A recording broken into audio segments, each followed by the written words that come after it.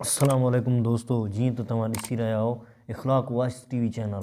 Friend, असांजे channel में तव्हांखे दिलि जी गहराइयुनि सां अस्सलाम वालेकुम। फ्रेंड, अॼु जो तव्हांखे वताए जो बिल्कुलु मज़ेदार ऐं फ़नी कमेंट तव्हांखे ॿुधाईंदासीं। त फ्रेंड, असांजो वीडियो पसंदि अचे त असांजे चैनल खे सब्सक्राइब कंदा ऐं बेल आइकन ज़रूरु दॿाईंदा, छो त असांजो जेको बि नओं वीडियो हूंदो तव्हां वटि नोटिफिकेशन पहुची वेंदो। त फ्रेंड, अॼु जो मौज़ू स्टार्ट था कयूं। मां अयूब साबिर कोन आहियां। हिकु भेरे वताए फ़क़ीर पंहिंजो घस वठी वञी रहियो हो त ओचितो पेर में कंडो लॻसि त वठी उभ ॾारींदड़ दाहूं कयाईं। संदसि दाह ते ॻोठ जा माण्हू अची मिड़िया ऐं खांइसि पुछियाऊं फ़क़ीर छा थियो?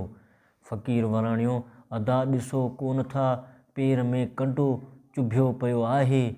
हिकु हमराह चयो, फ़क़ीर, हेॾिड़े कंडे लॻण सां हेॾी हाव घोड़ा खणी सॼो ॻोठ मथे ते खंयो अथई।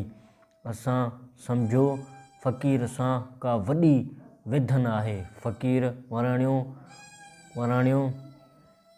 त अल्लाह साईंअ जी अटकलनि जी अव्हां खे कहिड़ी ख़बर। आऊं को अयूब साबिर कोन आहियां। ही यार हरी करे मूं खे ससाए थो।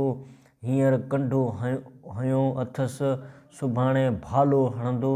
सो हाव घोड़ा करे ॿुधायांसि पियो त यार पाण में एतिरो सहण कोन्हई। सुभाणे